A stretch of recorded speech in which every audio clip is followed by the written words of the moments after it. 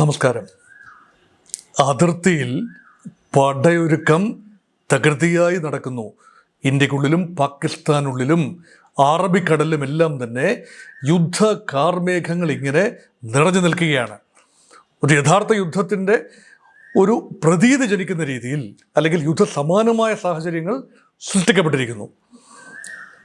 ആ ഒരു അന്തരീക്ഷത്തിൽ എന്താണ് യഥാർത്ഥത്തിൽ ഇന്ത്യയുടെ പടയൊരുക്കങ്ങളുടെ ഒരു രീതി? നമ്മൾ പടയൊരുക്കം എന്ന് പറയുമ്പോൾ പലപ്പോഴും സൈനിക വിന്യാസം മാത്രമേ നമ്മുടെ മനസ്സിൽ ഉണ്ടാവൂ. പക്ഷേ സൈനിക വിന്യാസത്തിന് വളരെ മുൻപ് തന്നെ ചെയ്തു തീർക്കേണ്ട ചില കാര്യങ്ങളുണ്ട്. ആദ്യത്തേത്, ആഭ്യന്തരമായി പൂർണ്ണമായി രാജ്യം ഒറ്റയ്ക്ക് നിൽക്കുന്നു, ഒറ്റക്കെട്ടായി നിൽക്കുന്നു എന്നത് വളരെ പ്രധാനമാണ്. ഏത് യുദ്ധത്തിലും ദേശീയതയ്ക്കൊരു പ്രാധാന്യമുണ്ട്. ദേശീയ താല്പര്യം, ഒരൊറ്റ സിംഗിൾനെസ് ഓഫ് പർപ്പസിൽ ഒരൊറ്റ വാക്ക് പ്രതിപക്ഷവും ഭരണപക്ഷവും ചേർന്ന് പറയുന്നതിന് ഒരു കാര്യമുണ്ട്. അതാണ് ഒന്നാമത്തെ കാര്യം. അത് ആ ഘട്ടം വിജയകരമായി പര്യവസാനിച്ചിരിക്കുന്നു. അതാണ് ഓൾ പാർട്ടി മീറ്റ്. കഴിഞ്ഞ ദിവസം നടന്ന സർവകക്ഷി യോഗത്തിൽ ഏതാണ്ട് എല്ലാ കക്ഷികളും പങ്കെടുത്തു. പ്രമുഖ കക്ഷികളെല്ലാം പങ്കെടുത്തു. ജനതാദൾ യുണൈറ്റഡിൻ്റെ നേതാക്കൾക്ക് പങ്കെടുക്കാൻ സാധിച്ചില്ല. അവർക്ക് ബീഹാറിൽ തെരഞ്ഞെടുപ്പ് പര്യടനത്തിനും പ്രധാനമന്ത്രി മോദിയുടെ സന്ദർശനത്തിന് ചുറ്റുമൊക്കെയായിരുന്നു. അതൊഴിച്ച് മറ്റ് മിക്ക കക്ഷികളും കോൺഗ്രസ് പാർട്ടി ഉൾപ്പെടെയുള്ള കക്ഷികൾ പ്രതിപക്ഷ ഭേദമന്യേ ഇന്ത്യയിലെ പ്രമുഖ പാർട്ടികൾ പങ്കെടുത്തു. ഒരു പാർട്ടി പോലും ഒരു തിരിച്ചടി കൊടുക്കേണ്ടതില്ല, പഹൽഗാം ആക്രമണത്തിന് ഒരു പ്രത്യാക്രമണം, തിരിച്ചടി വേണ്ട എന്ന് ആരും തന്നെ നിർദ്ദേശിച്ചില്ല. അത് മാത്രമല്ല, ഗവൺമെൻറ് എടുക്കുന്ന എല്ലാ തീരുമാനങ്ങൾക്കും പൂർണ്ണ പിന്തുണ. അതാണ് യഥാർത്ഥ പ്രതിപക്ഷത്തിൻ്റെ ശക്തി എന്ന് പറയുന്നത്. Creative and constructive opposition. അതാണ്, വളരെ ക്രിയേറ്റീവായി തന്നെയാണ് ഓപ്പോസിഷൻ പ്രതികരിച്ചത്. പക്ഷേ വേണ്ട തിരുത്തലുകൾ വരുത്തണമെന്ന്, ജാഗ്രതാപൂർവ്വം ഇരിക്കണമെന്നും ഗവൺമെൻറ്റിനെ ഉപദേശിച്ചു. കാരണം സുരക്ഷാ വീഴ്ച ഉണ്ടായിട്ടുണ്ട് എന്നത് ഒരു വസ്തുത തന്നെയാണ്. കാരണം അത് മനഃപൂർവ്വമായി ഉണ്ടാകുന്ന വീഴ്ചയല്ല, മറിച്ച് ഒരു വീഴ്ചയുണ്ടായി. അത് ഓപ്പോസിഷൻ വളരെ വ്യക്തമായി അത് ചൂണ്ടിക്കാണിക്കുകയും ചെയ്തു. ഗവൺമെൻറ് അത് അഡ്മിറ്റ് ചെയ്തു. പ്രതിപക്ഷം ചൂണ്ടിക്കാണിച്ചു. അതായത് ഈ താഴ്വരയൊക്കെ ബൈസരൻ താഴ്വരയിലേക്ക് ഉള്ള ഒരു ഗതാഗതം അത് ഗവൺമെൻറ് ഓഫ് കാശ്മീരും സുരക്ഷാ സേനയും അറിഞ്ഞില്ല എന്നാണ് പറയുന്നത്. അവിടെ തുറന്നു കൊടുത്ത ആ ഒരു ഉദ്യാനം, ആ ഒരു പുൽത്തകിടി തുറന്നു കൊടുത്ത സന്ദർശകർക്കായി തുറന്നു കൊടുത്തത് അറിഞ്ഞില്ല എന്നാണ് പറയുന്നത്. അതൊരു ഗവൺമെൻറ്റിൻ്റെ ഭാഗത്തു നിന്നുള്ള ഒരു ചെറിയ എക്സ്ക്യൂസാണ്.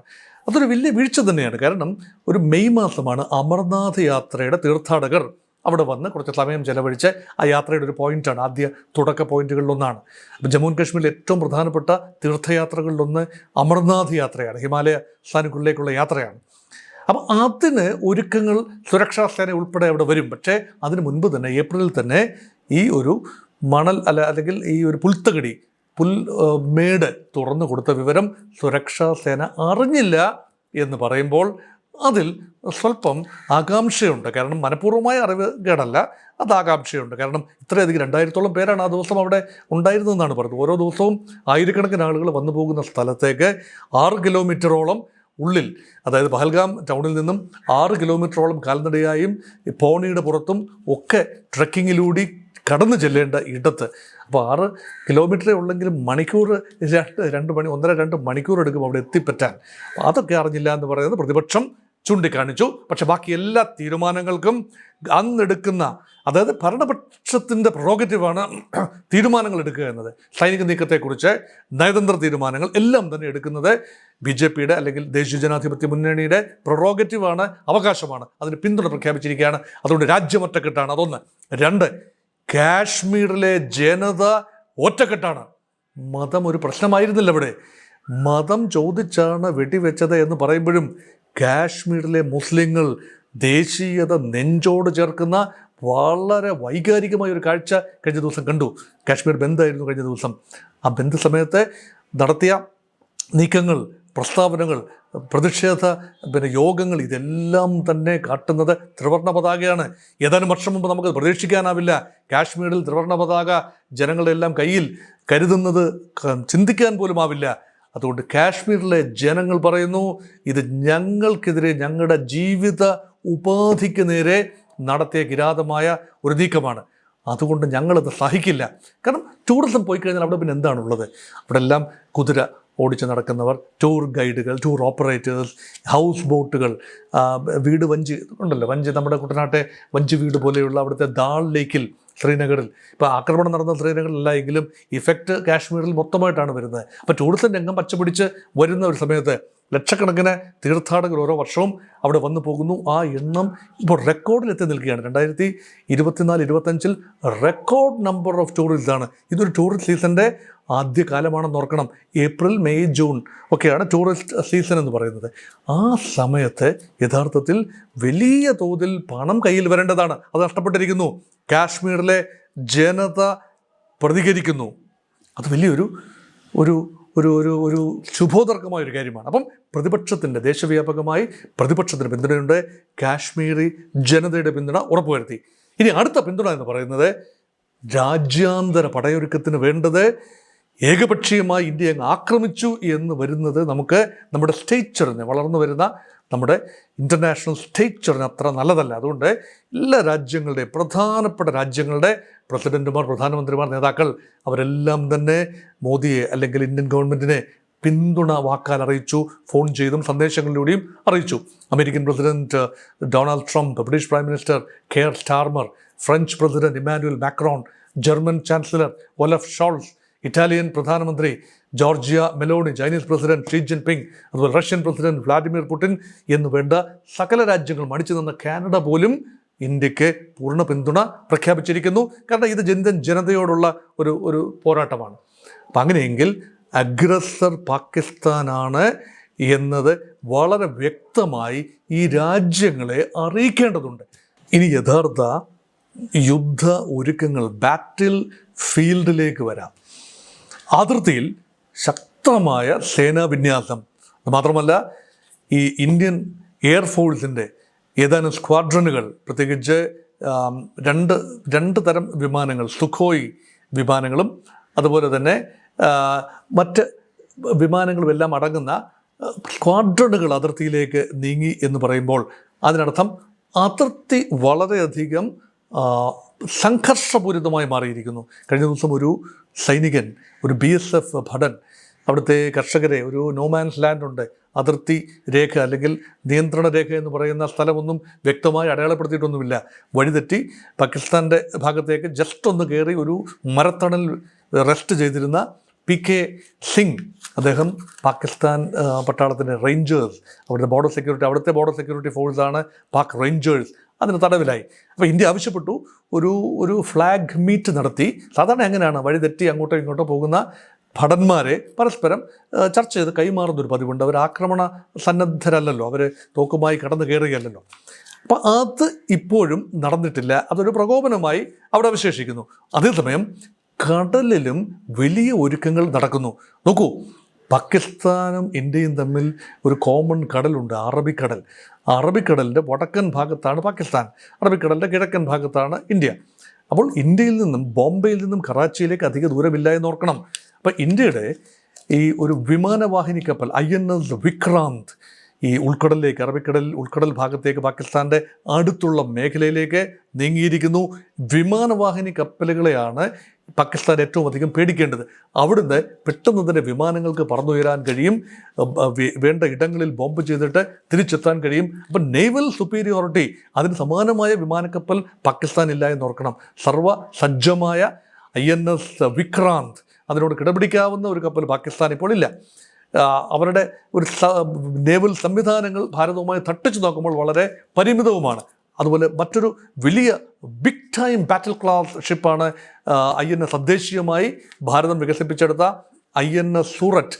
INS സൂററ്റിൽ നിന്നും surface to air SAM missile വിന്യസിക്കുന്ന കാഴ്ചയും കണ്ടു. അപ്പോൾ സർഫസ് ടു എയർ മിസൈലൊക്കെ പോകണമെങ്കിൽ യഥാർത്ഥത്തിൽ അതിനർത്ഥം തന്നെ ഈ Pakistan is within hitting range എന്നതാണ്. 70 കിലോമീറ്റർ മാത്രം ദൂരമുള്ള ആ ഒരു അതിർത്തിയിൽ. അപ്പോൾ അതിർത്തി മേഖലയിൽ അതീവ നാശം വിതയ്ക്കാൻ കഴിയുന്ന ആ ഒരു ഫോർമേഷനാണ്.